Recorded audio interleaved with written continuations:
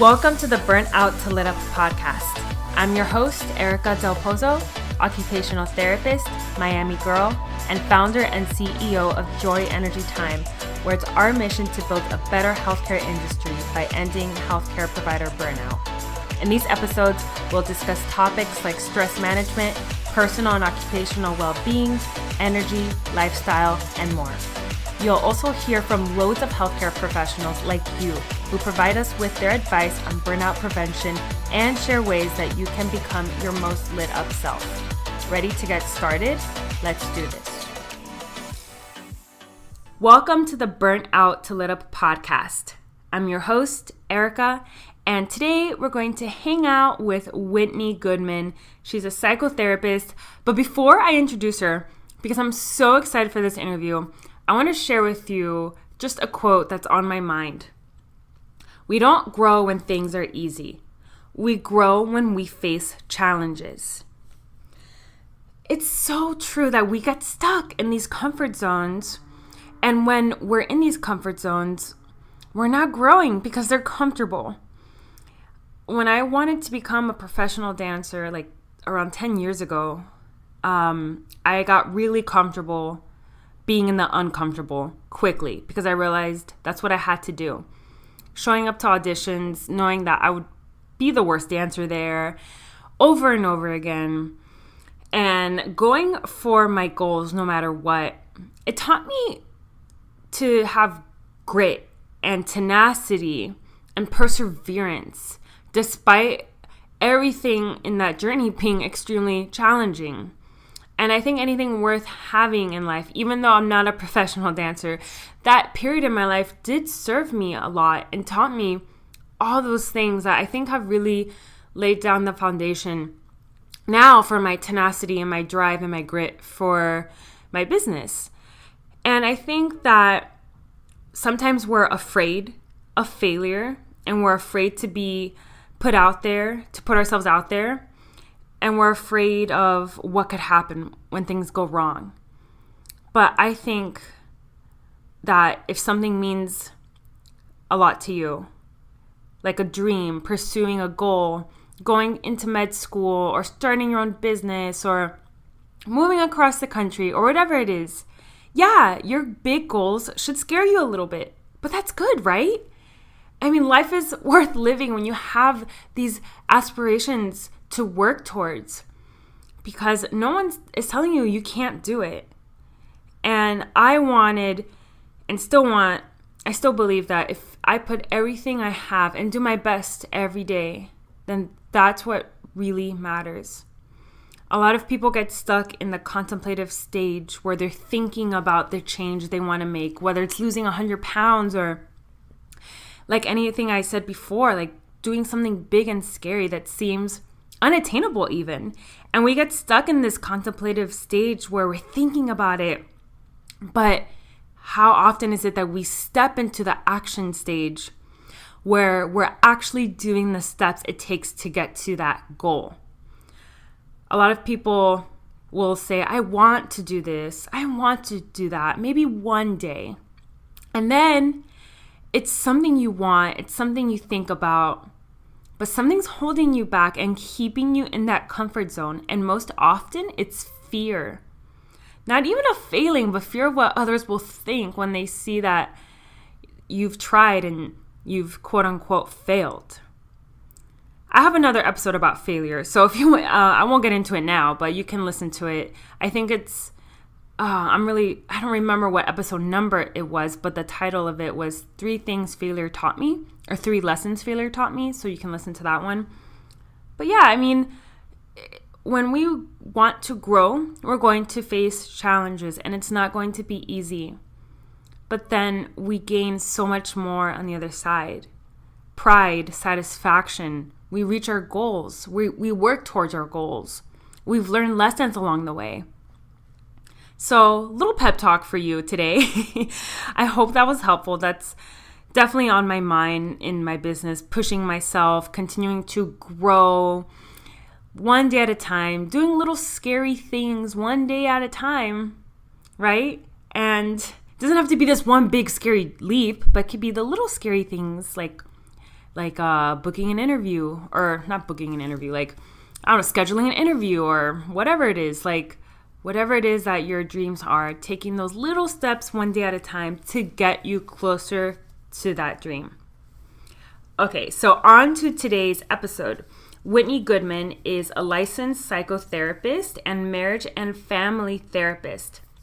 She is the owner of the Collaborative Counseling Center, and she provides individual and couples counseling in Miami and individual video counseling online. Super cool for anyone in Florida.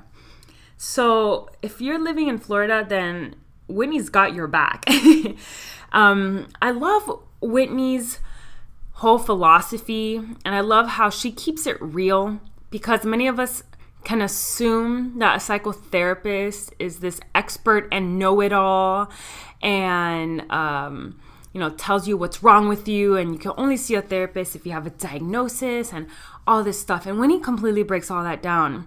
Like, this is a very real conversation, and we talk about stigmas in mental health, substance abuse. She shares some cool science about how the brain changes when you have an addiction, and we also talk about how to cope with everyday stressors and what's maladaptive versus adaptive coping with stressors, all the good stuff. I'm so excited to share this with you. I hope you enjoy it. And let's get right into it.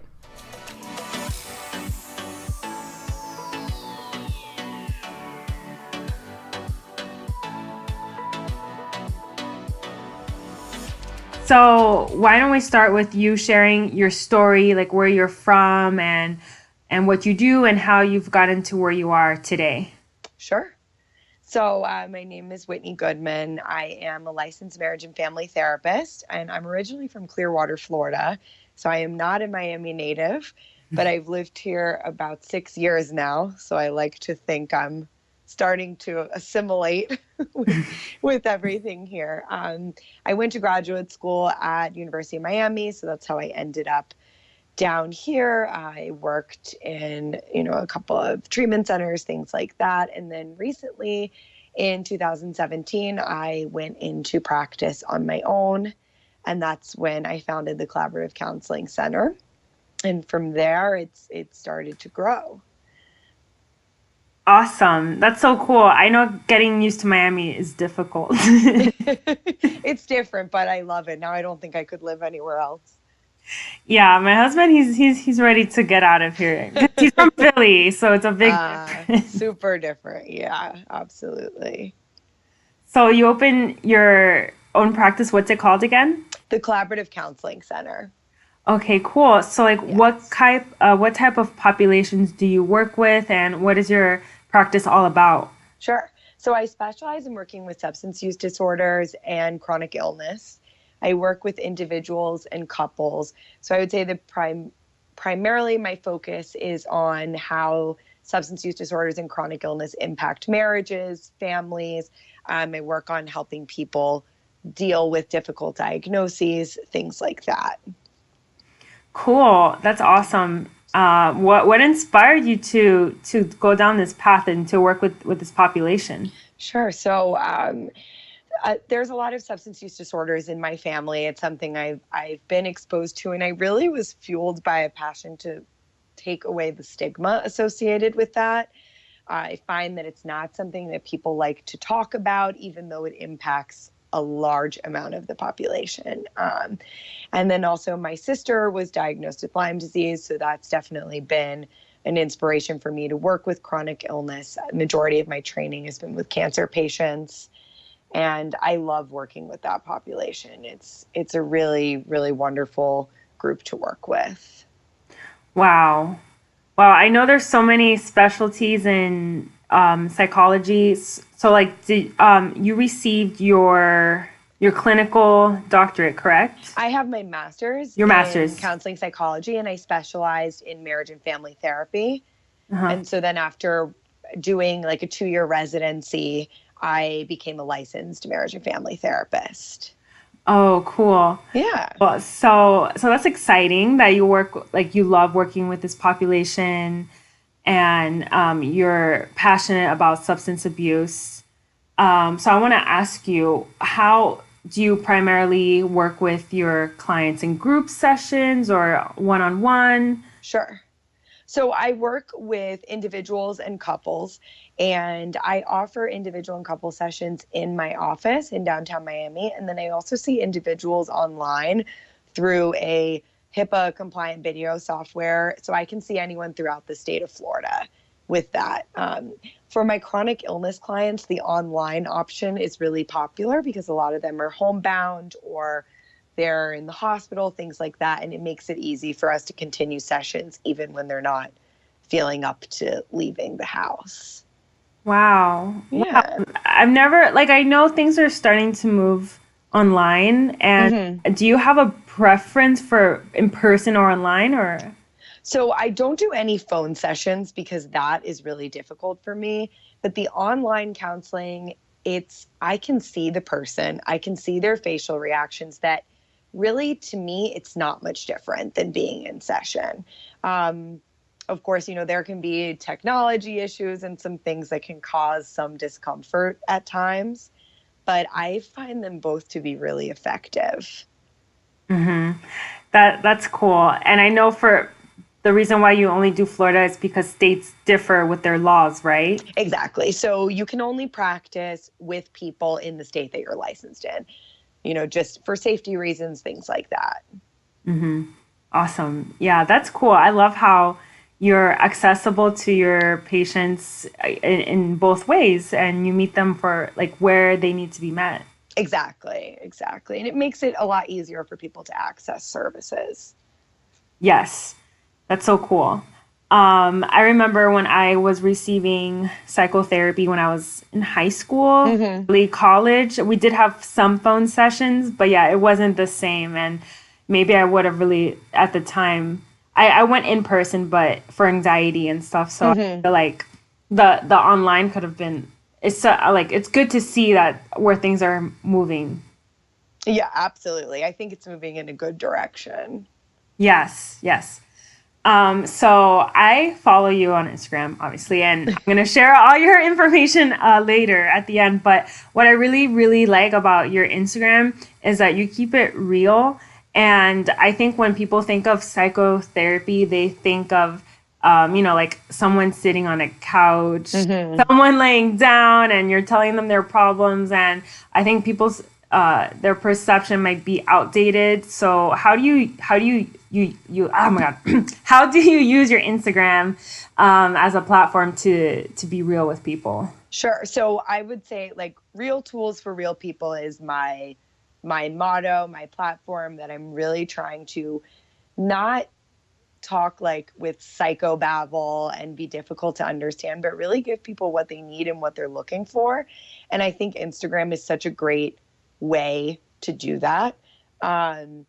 There's not a lot of therapists on Instagram. Yeah. And so it's one of those like niches that I feel like really hasn't been tapped into. And we have a lot of knowledge that we can share. To me, it's important. The biggest thing is just talking in language that people get. So not using like fancy clinical terms that don't make sense to the average person, and talking about real issues that people are facing.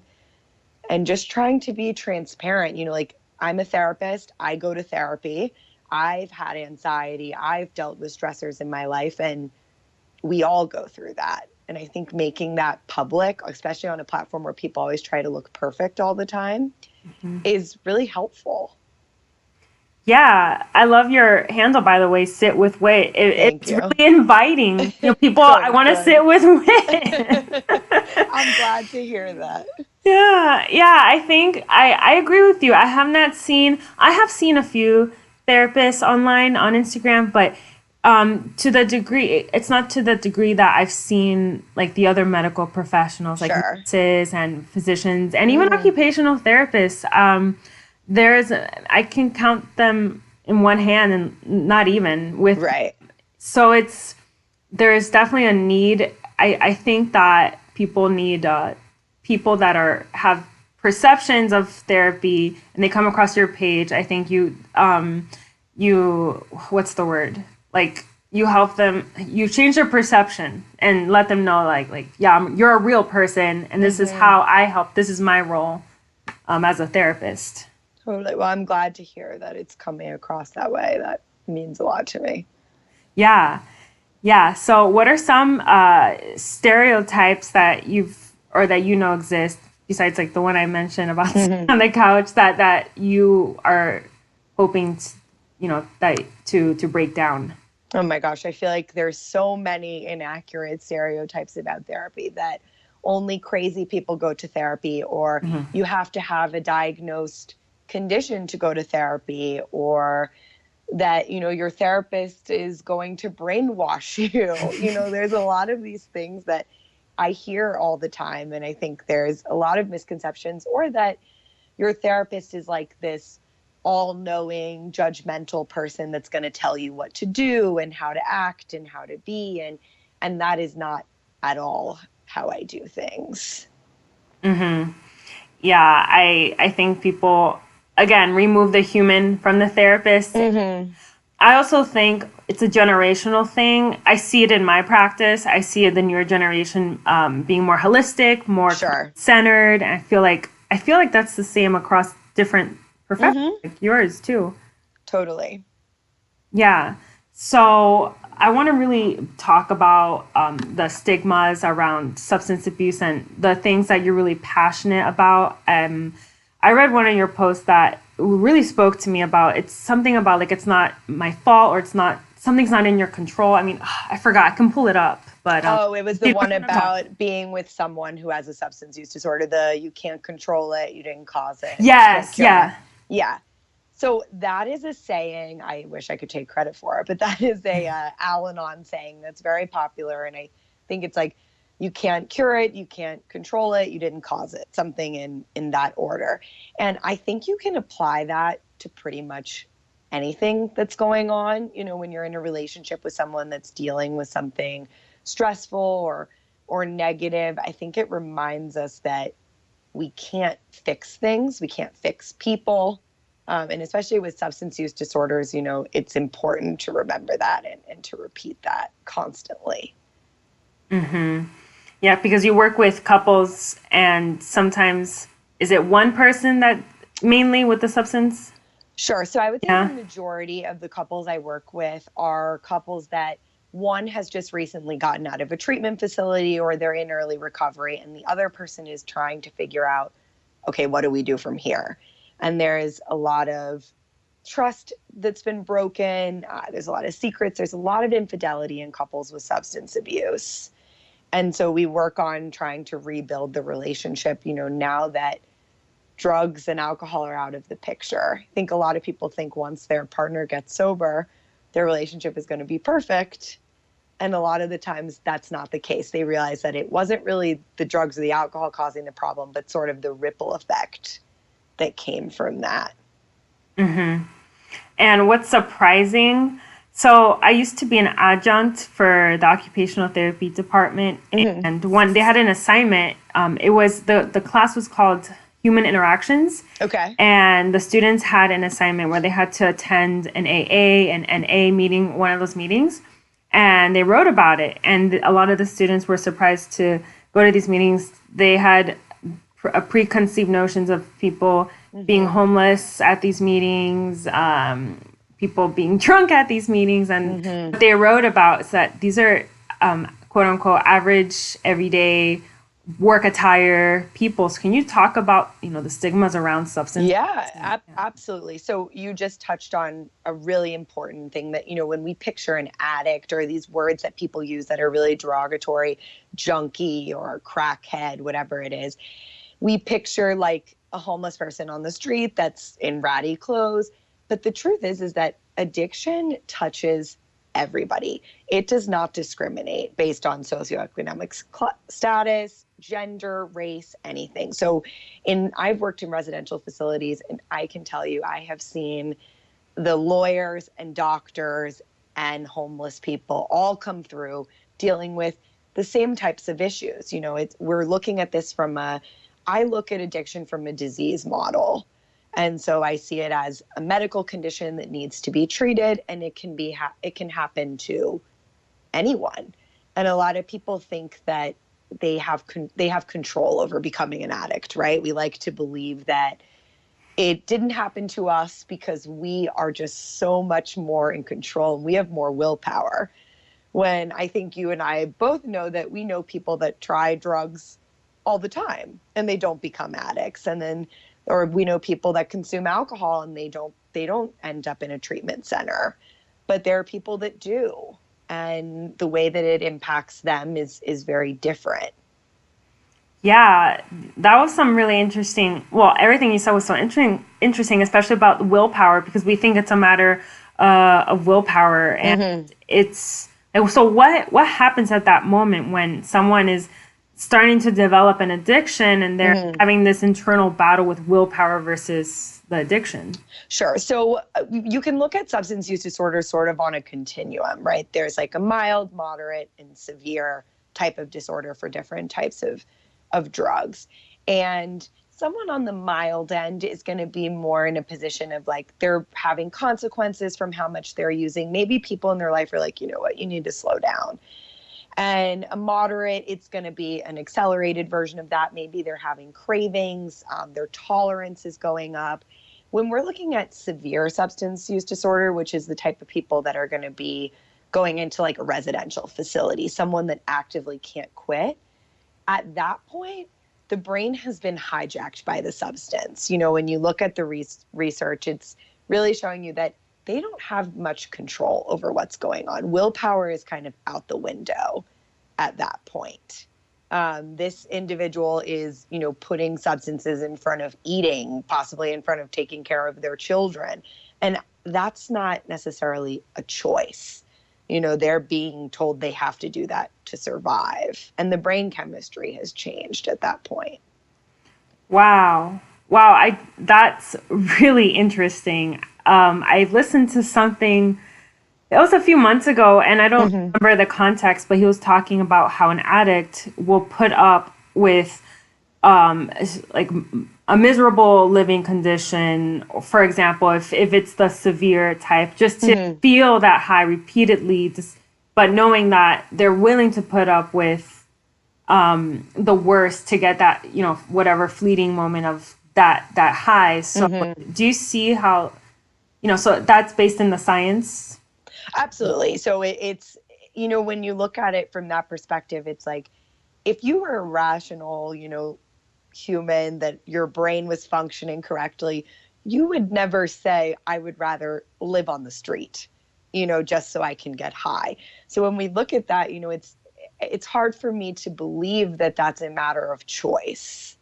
When somebody is sober, they absolutely have a choice whether to pick up that substance again, because at that point, the drugs are out of their system.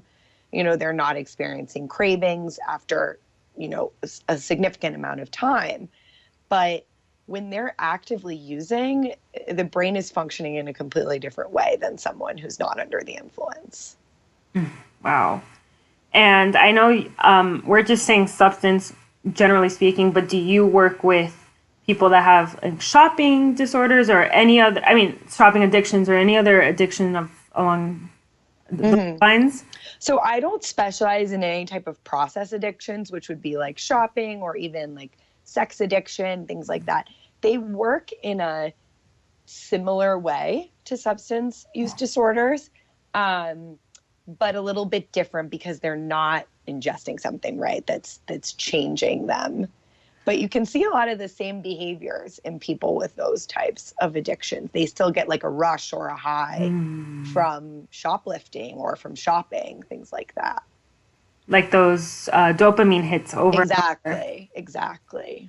Do you see, like, this is kind of just came to my mind, but do you see social media addiction, phone addiction as a real addiction? Is that classified as a real addiction, or do we just throw that term around loosely? I don't, to my knowledge, I think video game addiction just started moving in the direction of like being a diagnosis. I don't know that anything has been, you know, put in the DSM at this point or anything like that. Do I think that we can use our phones and technology compulsively or kind of obsessively, sure. But I don't know that it's been classified as a true addiction at this point. Yeah. Yeah, because even though we feel like it's been around for a few years, it's still new. Like the phones and everything, that's still new in terms of like our life on Earth. Exactly. Yeah, we really don't even know the ways that it's going to impact us. Yeah. Do you personally view that, yeah, we use it compulsively, but do you see how it, for example, that it interferes with people's attention or their, I don't know, any other ability to function?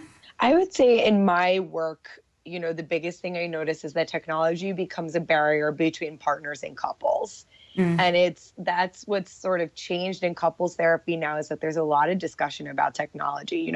Are you both laying in bed on your phones at night? I've seen this in my marriage, that I've had to be like, oh my gosh, what are we doing? Yeah, we do it all the time. Exactly. Yeah. I mean, and you do it like without even noticing. It's like, I don't know if you ever pick up your phone and just like are on Instagram, like, how did I get here? And like, yeah, in 2 seconds, exactly. You're like, whoa. So it can become an issue there, or with productivity in the workplace. We're always getting pulled towards these distractions. Yeah, it's interesting to see in the next few years what research has been done. All I can say is that when I was a kid, I'm thankful I just had coloring books and crayons. You and me both. I didn't have iPads. It's kind of, no, to me, it's like an observation. It's a little scary, but then Sure. at the same time, parents, I understand it's the equivalent of the coloring book. It's just a little cooler, Exactly. So. Exactly. Yeah. You can't blame parents for resorting to them at times, but it's a interesting thing to watch, kids being introduced to technology so young. Yeah, exactly. So I want to ask you a question that around the stigma of mental health in general. And it's kind of like something I thought of, true or false. We all have mental health. True, absolutely. So mental health is something that we all have, and it's very different from mental illness. And I think people use those terms interchangeably, especially in the media, and they don't mean the same thing. Yeah, we all have physical health. Exactly. And mental health and emotional health. Yes, exactly. So are people just using it incorrectly? Like like you said, they use it interchangeably with disease. Yes. So, I think it's like, whenever I notice it, especially in the wake of any sort of crises, like a school shooting or something, you'll hear reporters using both of those phrases interchangeably, and both incorrectly often, sort of as like misnomers for what's going on. Right. Yeah. So there, in that light, there needs to be more awareness or education around how to appropriately word these things so that people aren't misled. Exactly. And I think that will help decrease the stigma, to say everybody has mental health. Everybody goes through struggles, just the same way that everybody has a body and maybe gets a headache. It doesn't mean that they have, some deadly illness. It's just something that happens. Right.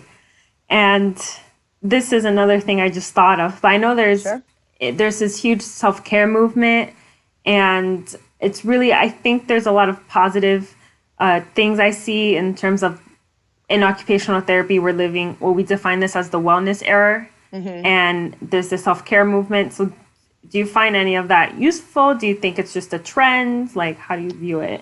I think it's a good trend, but I think it needs to be an integrative part of, like you were saying, a holistic overall wellness plan. So taking a bubble bath at night is good for your stress, but it is not going to fix everything, right? Or it needs to be a component of an overall wellness, of healthy eating, going to a therapist, exercising, all of that. Yeah, and I love how you said, just thinking about what you said now, and also in the beginning, how you don't have to have a diagnosis to see a therapist. I think that's a big one for people. I think people feel shame or something's wrong with them if they see a therapist. Totally. So I would actually say that the majority of my clients do not fit criteria for a diagnosis. Maybe they're adjusting to stressful situation or they're going through a difficult time, but it's not something that is lifelong for them. And that's not to say that having a diagnosis is a negative thing. I just think that both people who have been diagnosed with something and who have not can benefit from psychotherapy. Right, exactly. Well, I just had a moment. What was I going to ask? No worries. Oh, okay. What? And again, my husband edits this, so I'm not afraid to mess up. No problem. But yeah, okay. I wanted to ask you, what is the most challenging thing about working with the population you work with? Sure. So I think anybody getting into this field, the biggest challenge can be to sort of learn to compartmentalize and not take your work home with you. I think that's something that's common in healthcare in general. You see a lot of things that can be upsetting, can remind you of things about yourself that can be triggering in some way. And so for me, it's just been learning to not leave my work at the office because I like the way that it impacts me, but really evaluate the ways that it's impacting and make sure that I'm taking care of myself when things might be impacting me negatively. Because sometimes we learn great things from difficult moments with our clients, and otherwise we kind of need to be in check about, okay, what is this causing in me? And is that making me take out my feelings on my husband? Or am I reacting this way towards another client because of something I felt in session yesterday? And just making sure that I have good emotional self-care. Yeah. Wow. I'm thinking of, there's a term that I think you just described when, like, for example, you view someone and they remind you of your grandma, so you treat them better. Right. Well, like countertransference. Yes, that word. Yeah. So that can happen. Do you think that occurs easily, or that's therapists are more susceptible to that? So it's something that you learn very early on in the field. I mean, from the second you start seeing clients to really evaluate. I think it becomes sort of an internal skill for a clinician that the second you start feeling something come up, not to shut it down, but to question, okay, why is this happening for me? All right, it's reminding me of so-and-so. Okay, I'm going to talk about that with someone. I'm going to process it. And that's why I think consultation with other clinicians, seeing your own therapist, talking these things out is extremely important so that you don't make calls that are sort of being ruled by your subconscious. Mm-hmm.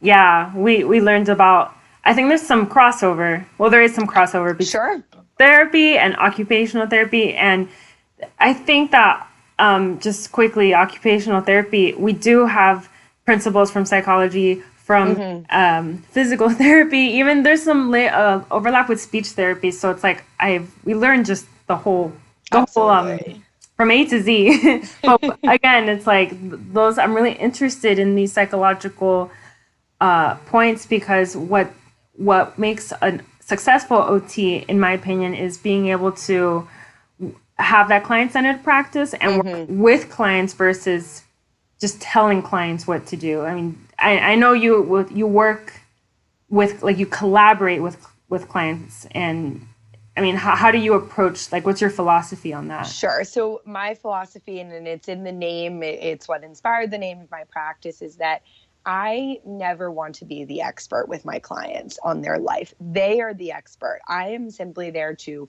guide them on their path. So what is important to them is important to me.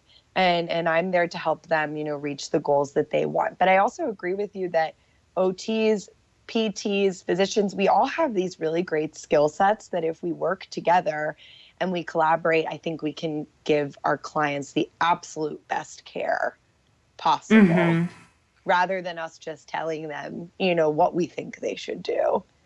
Because that never works.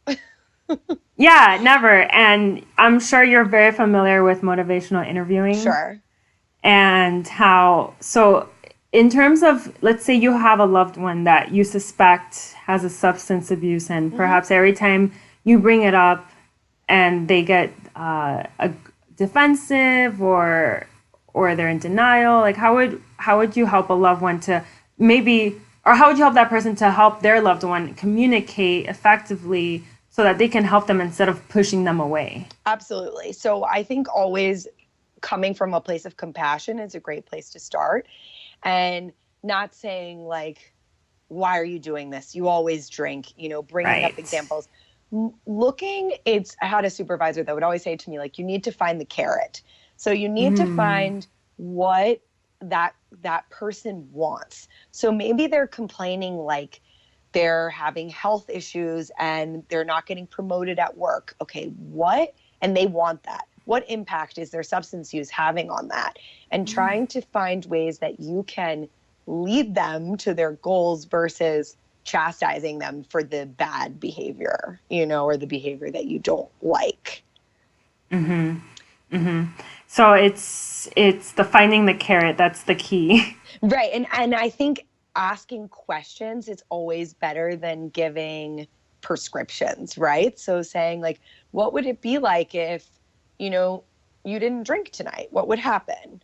And sort of getting their thought process on that. And with that, you can find out a lot of information, like maybe they're anxious about something. The more information you have, the better you can lead someone somewhere. And I think using examples of other people that have had success is helpful. But always being non-judgmental, I find with substance abuse, is really the key to opening the doors. Yeah.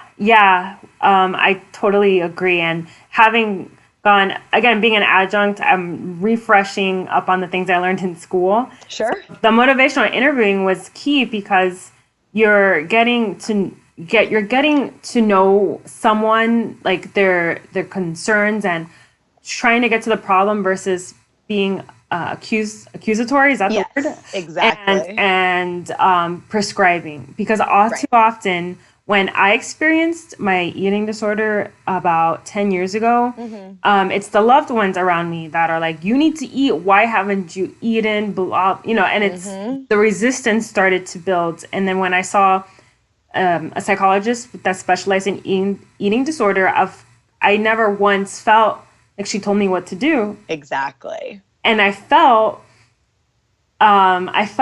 she affirmed my beliefs. And I felt empowered, and the change started happening slowly. But I think people think because it hurts people to see a loved one in pain. Yep. And so when you see a loved one with a substance abuse or an eating disorder, you want to fix it. Absolutely. But like you can't. Right. And you're touching on such a good point. I think a lot of us are innate fixers. I find that in myself. And we have to, like you said, create the change within the person, because when that change is internal, it will be long lasting versus us just telling someone to do something. We want them to be able to do it on their own without us. I tell my clients, like, I want them to fire me. I want them to be able to stand up and do it, because that's going to be so powerful for them. Because they don't need you. Right. Like they've gotten what they needed. And, I have clients that come in once a month, once every 6 months for like refreshers. But for the most part, they got the tools they needed and now they're using them in their daily life. Yeah, man. I think it's Dr. Mike. Have you heard of the beautiful Dr. Mike? I have not. Wow. I'm going to send you his Instagram. He's, I think he's the next Dr. Oz. Okay. And I think it was him that talked about how he doesn't want his patients to rely on him. And it's like the old medical model. It's like, we're here to fix you and you need to rely on us because we're the only ones that can solve your problems. I think he's the one that said that. But regardless, I'm going to show you. He's just really good looking. I have no shame in saying that. But yeah, that's true. It's like, it's getting your patients empowered to the point where like they have the tools and you're there to support them. Exactly. And that to me, for anybody that's looking for a therapist or a psychologist or anyone, I think that's the hallmark of a really great clinician, is somebody that wants to empower you, doesn't want you to be reliant on them. And I think that's true for any healthcare provider. You know, they want you to be independent and to be self-sufficient to the extent that you can. Right. Not that like you're never going to need help again, but it's exactly what you said, to be independent and to have the help you need, but not to become over dependent or to have that learned helplessness. Exactly. So there's a big difference between like asking for help and Right. being helplessly dependent on someone, right? Yeah, I've seen learned helplessness in action with people, and Absolutely. it's that's on the other end of the, being independent to the learned helplessness. Sure. People just like, I mean, you'll probably define it better than I can. So how would you define it? Well, I think I see this, in a lot of populations where, especially if you have someone dealing with like a severe medical condition that has had to rely on people for a long period of time, they must rely on doctors, they're required to rely on caregivers. And if and when, they start to get better, it can be difficult to change those patterns and to become independent again. And it's not that they don't want to. I think it's just when you start getting into these patterns, getting used to living a certain way, it's hard to break them. And we have to help, create opportunities for people to get their power back. Exactly.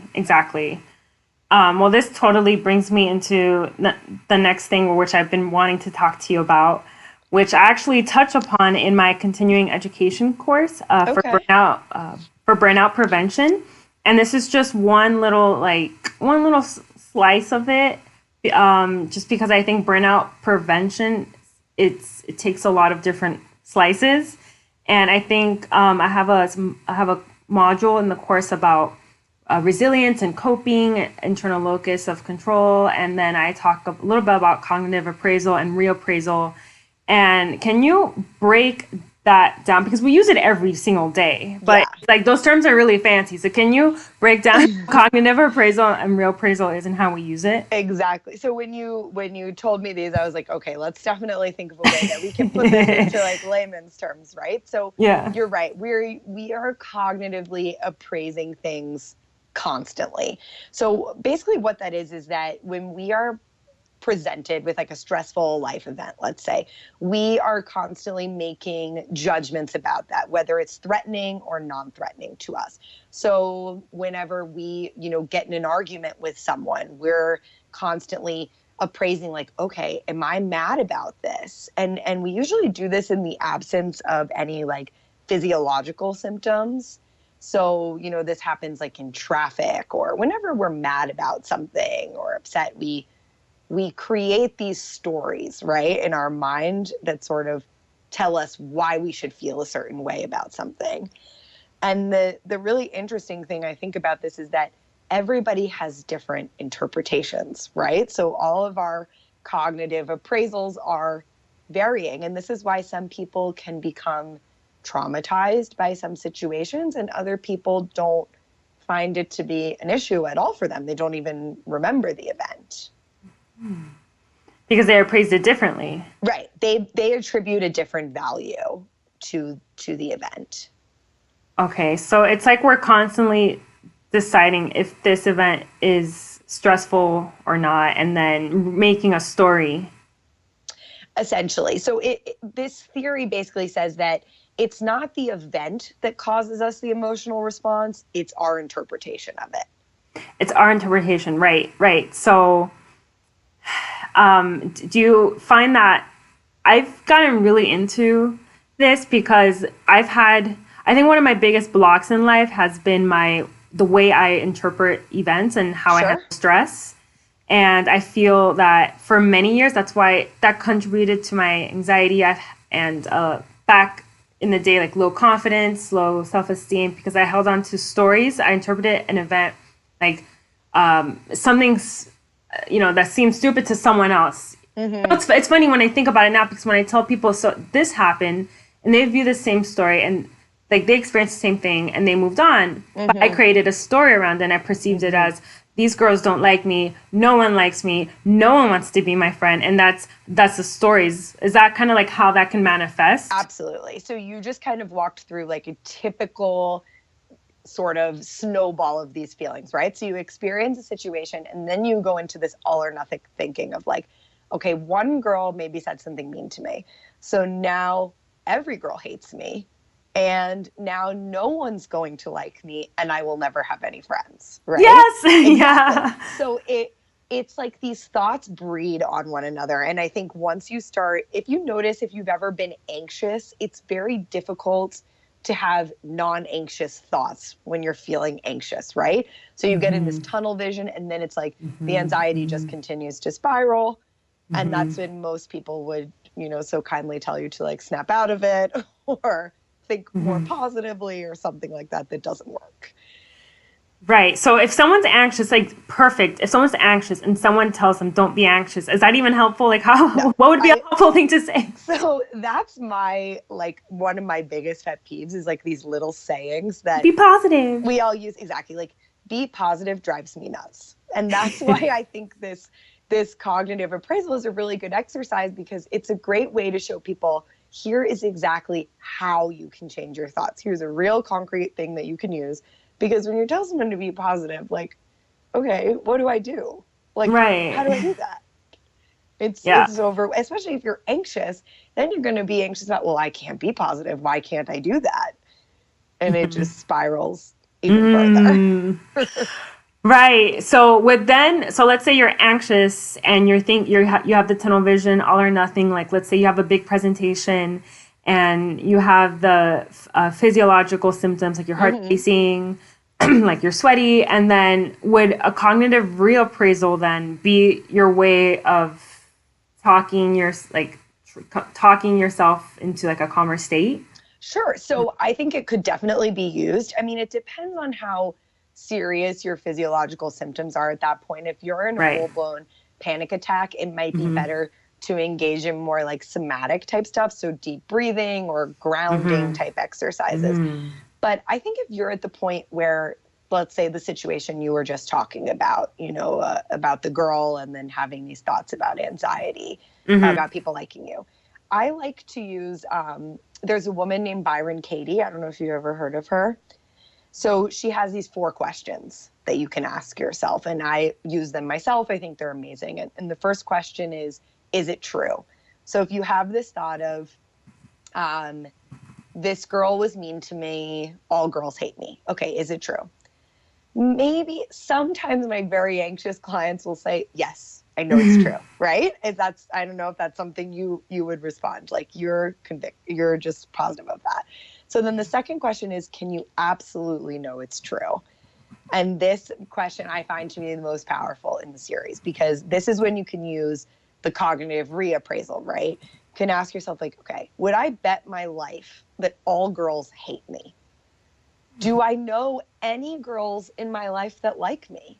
Has anyone ever said something nice about me? Like, can I think of one person in my life I can call right now? And usually through this step, you will find a lot of loopholes in your thinking, right? Yeah. So I find that it's kind of like being a lawyer on the opposing side or being a detective. Like, you're trying to find alternative evidence. And then the next question is, how do you react when you believe the thought? So when you think the thought, all girls hate me, how do you feel? Probably pretty bad, right?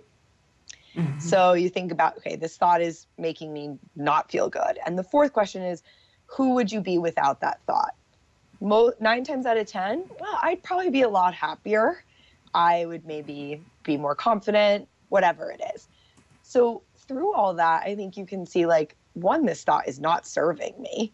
2, it's kind of inaccurate. So why do I keep repeating it to myself? And there's always another way of looking at something. I think the most important thing to remember is that feelings are not facts. Yeah. They're just information. They're not 100% true. Wow.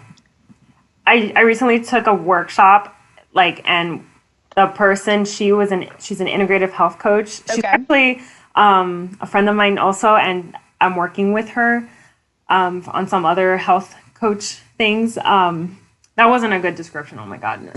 100%. I get what you're saying. But anyway, she talked about feelings are like clouds, and clouds pass by, and you are laying on the grass, and you're just an observer. They come and go. Exactly. That's a perfect way of saying it. Right. Cool. I mean, that's really helpful. Those 4 questions, I think, takes the jargon that we were talking about and really amplifies it. So you can use that every day to break your assumptions. Right. Exactly. Exactly. Yeah. And I think once, like, I email these questions to my clients all the time and ask them to use them. And I know for me, it's like, I know the questions very well. And once it gets integrated, you kind of just start doing it automatically.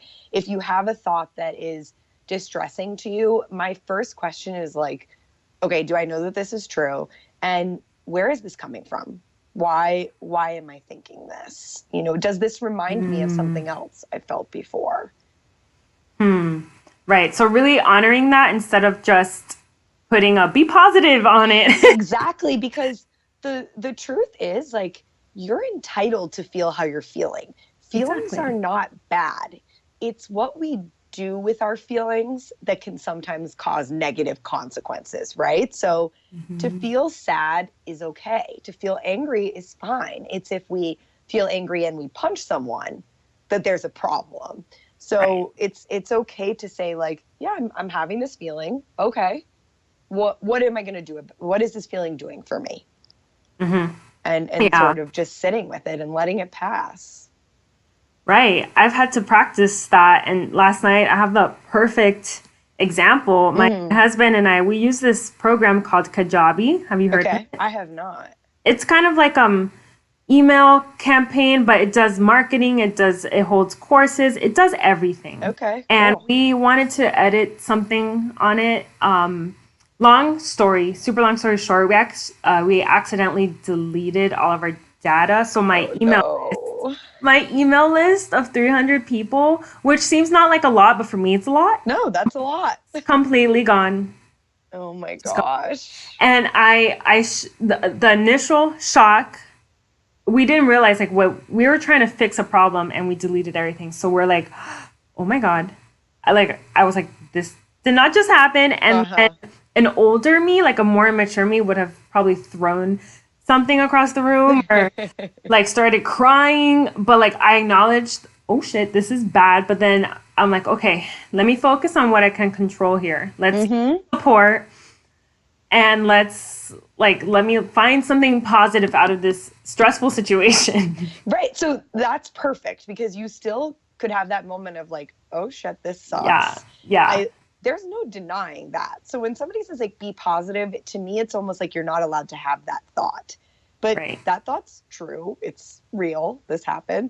But you channeled that into, okay, I'm going to have my moment. And then what can I do about this to make it better? Exactly. Instead of throwing the laptop, which would have just made it worse. Yeah. Oh my God. That doesn't help. Exactly. It's like an amygdala hijack. Yes, exactly. Oh, wow. I think I want to also finish. I want to just ask you like this one more question before we get into like all the good stuff until my signature question. Sure. So I want to ask you I recently within the past year have been debunking I am statements like I am a poor speaker or I am anxious or so do you work with people around that, like I am this, or do you see that it's helpful or it's not helpful or? Totally. I love that you're doing that because that is something that has been so huge with the chronic illness population that I work with, that it becomes, I am a sick person and there's no identity outside of that. And it can be really damaging. None of us are just one thing, right? We are a multitude of things. We're all so complicated that I think any I am statements are very restricting and only show, even if it's a positive thing, like I am a therapist. Okay. But I'm also a lot of other things. And so I love that. I think that that's something that's really powerful to do with clients. Yeah. Like some of the papers that my students were written about the AA meetings, they were reflecting on the AA members introducing themselves like, I am an alcoholic. And Mm-hmm. I resonated with their reflections because they are more than that. I think it would be more appropriate to say I have a problem with alcohol, but that's just a personal thought. Like, do you see that? Like, So there's a lot of differing opinions on that, right? right. And Yeah. I come from the philosophy that I want my clients with substance use disorders to do what's right for them. So if Right. calling themselves an alcoholic, an addict, keeps them sober and keeps them living, fine, do it. But for other people, it can be really limiting. They feel stigmatized by it. They don't like the label. And for those people, I'm like, okay, get rid of it. You don't need it. If what you need to do is everything that's going to keep you living the life that you want. If that label doesn't serve you, throw it in the trash. Yeah, I think you touched upon it perfectly. You should, if you want to label yourself, you can label yourself how you want, but when other people label you as an alcoholic or you as a homeless drunk, Right, and right. that's the stigma. Right. And it's the label needs to serve you in some way. I think it's if people want to label themselves in a way that makes them like saying I am a wife or women who identify I am a mother, if that label fills you with confidence and pride and happiness, then go for it. I think when we use those labels that are restricting is when it gets dicey. Yes. Yes, the professor I taught with at in the OT department, she was big on labels. She wouldn't say someone was diagnosed with schizophrenia. She would say this person has been labeled with schizophrenia. Ah, wow. That's interesting. She's very inclusive. I don't know if that's the word, inclusive, or Sure. she was a mental health OT. Okay. So she has the background of, just because it's a medical diagnosis, but she takes it a step further with they've been labeled with XYZ. Well, it's a very like Western thing, right? To label Yeah. people with diagnoses. And I know for me personally, diagnoses inform my work. They help me know how, the ways that have been validated to treat certain things, but they definitely don't box someone in that I'm only going to do one thing because this person has depressive symptoms. Right. Yeah, because you're viewing the person as a person and the Exactly. diagnosis. Exactly. They're part of a system of a lot of different factors. Yes. Yeah, that's important. And I think we're moving just in general. I want to speak for everyone, but I know OT and therapy and in your practice in psychotherapy, and I think in medicine too, we're moving with like, for example, if there's a broken arm, like you used to just treat the arm, but now it's for example, I'm just using this as an example, but Sure. like, okay, so what's your diet? Like, do you have weak bones or Right. what's Right. activity? Just like the whole picture type of No, thing. absolutely. Asking the right questions so that you can give the right treatment for sure. Yes. So before I ask my famous, it's famous for me. But before They're I ask famous. that, I wanna ask you if you could give just one piece of advice to anyone suffering from or experiencing a substance abuse a condition. What would you tell them? My advice would be to not be afraid to reach out for help and to not be scared that they're going to be judged, that there are people out there that understand and will not meet them with any type of judgment. And I would say that to family members of people with a substance use disorder as well. That's beautiful. Okay, so thank you for sharing that. Of course. That's really helpful for anyone listening that may have a substance abuse disorder or know someone, a loved one. Definitely reach out for help. Okay, so last question: what makes you your most lit up self? So this is probably a compound answer for me, a lot of factors. I would say it's when I am working with the type of clients that I love to work with, when my practice is thriving, when I'm involved in a lot of things. I like to be busy. And also when my family is doing well, when my social life is doing well. And I would say just being able to handle life even when it's not going well. That makes me really proud and excited and to see my family that way, being able to handle difficult situations and still come out okay on the other side. Oh, and wow. my dog Luna as well, who you can see on my Instagram. Oh, she is a part of my lit up philosophy as well. did you just get her little booties? Oh yes, her For the booties heat? were not a success. Oh, She well, was not enjoying them. oh, at least her feet won't fry. And Exactly, if I can get her to walk in them. oh my God, that was so cute. Well, where can people find you? So you can find me online. My website is the easiest place. It's collabcounseling.com.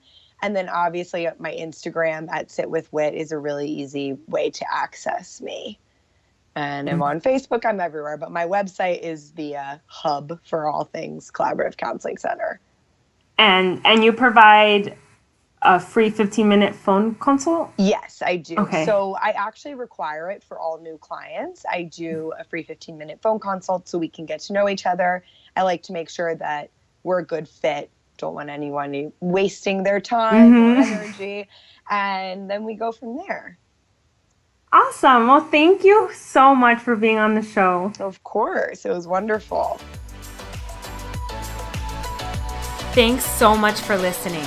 Like what you're hearing?